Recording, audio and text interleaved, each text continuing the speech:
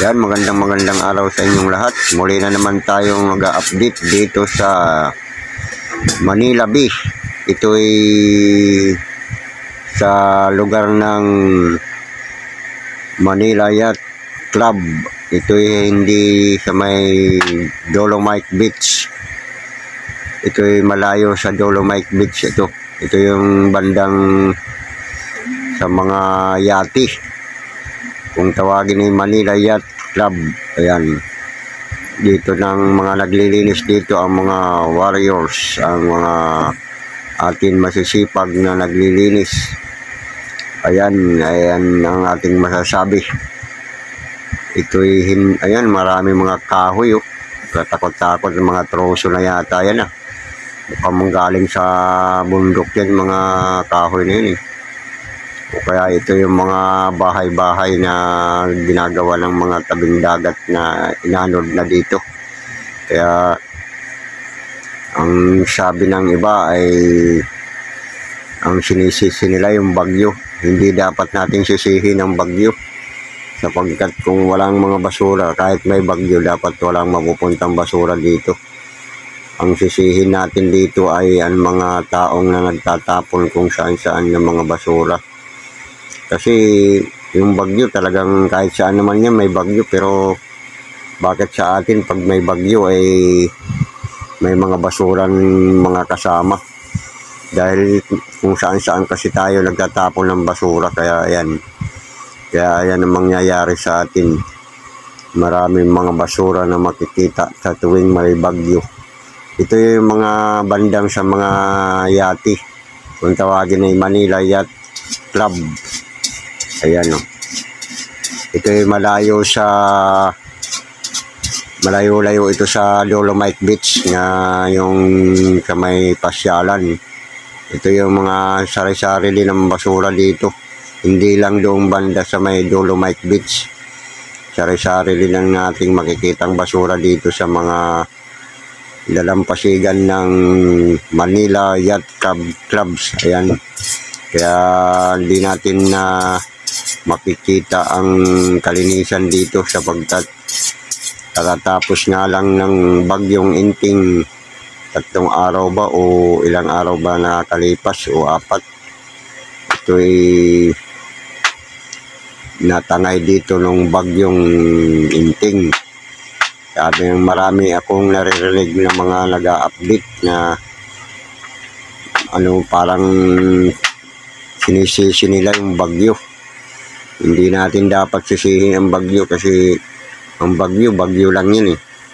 Kung wala naman tayong tinatapon ng mga basura sa mga imbornal, sa mga ilog, mga sapa, mga kung saan-saan tinatapon eh, hindi naman yan mangyayari na katakot-takot na basura. Siguro naman kung may basura man, kung mayroong mang dadalhin na dito sa dalampasigan, siguro mga water lily, kasi ang water lily talaga tumutubo sa ilog yan eh, saka sa mga sapa eh. Pero yung basura eh, hindi yan hindi yan kalikasan eh. Kasi makikita mo pag wala naman magtatapon ng basura kung saan-saan, wala rin matatangay ng mga basura dito. Kaya wala tayong sisisihin dito kung hindi tayo ng mga nagtatapon ng basura. Kasi ang tapon ng basura kung saan-saan, ito yung nangyayari talaga sa pag tuwing may bagyo, may baha. Kaya ito yung bandang Manila Yacht Clubs. Ayan, ito yung malayo-layo ito sa may Dolomite Beach. Hindi ito sakop ng Dolomite Beach kasi ito'y in-update natin dito sa may malapit sa mga yati. Ito yung lugar ng mga yati. Ayun o.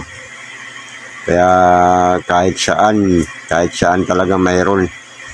Kahit lahat ng mga dalampasigan ng mga karagatan, mayroon talagang mangyayaring mga basura sapagkat hindi natin iniiwasan na magtapon kung saan-saan ng basura. Kaya hindi dapat natin sisihin ang baha. Hindi na dapat natin sisihin ang mga ulan, mga bagyo.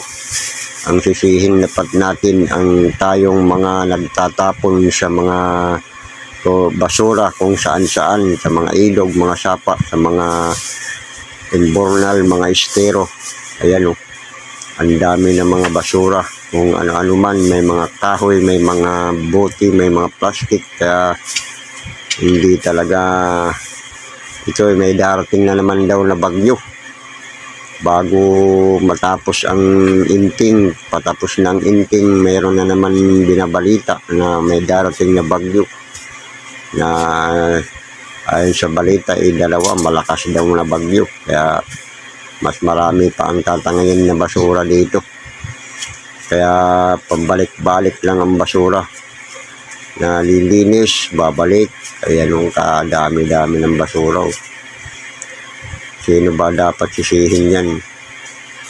Ayan, pinapaalala lang ng bagyo na dapat hindi tayo nagtatapon ng mga basura.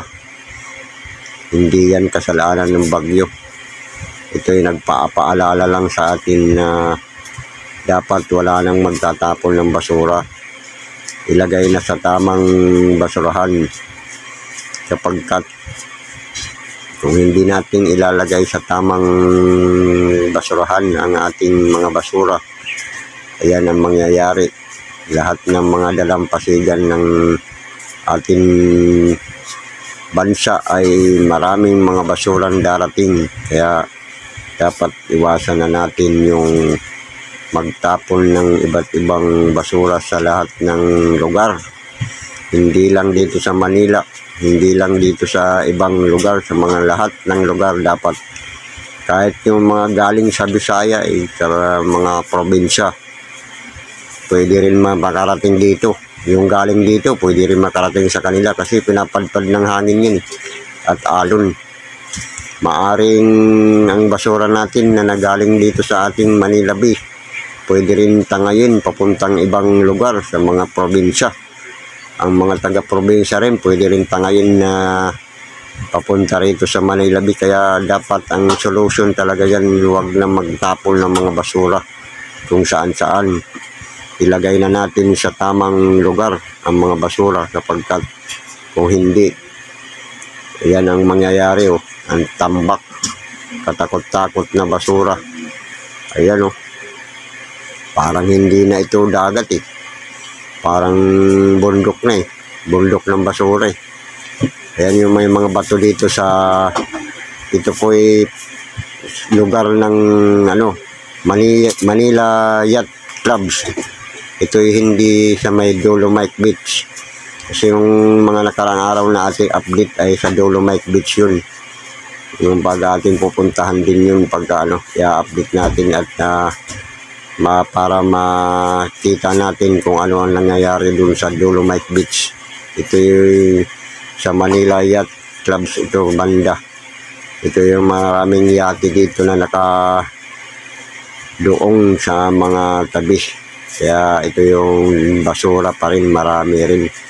May mga stick pin pa, may mga